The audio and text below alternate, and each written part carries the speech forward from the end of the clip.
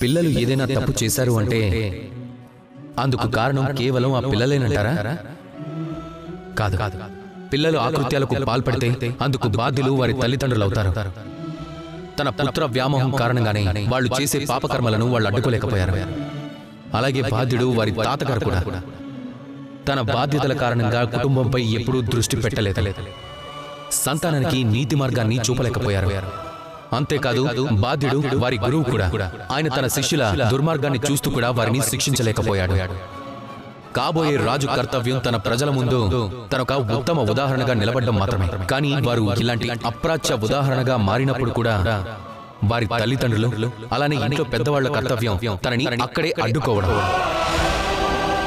అది ప్రేమతో కావచ్చు, లేక వారిని దండించడం ద్వారా కావచ్చు. అలా ఆపలేని పక్షంలో మహాయుద్ధాలు జరగక తప్పదు.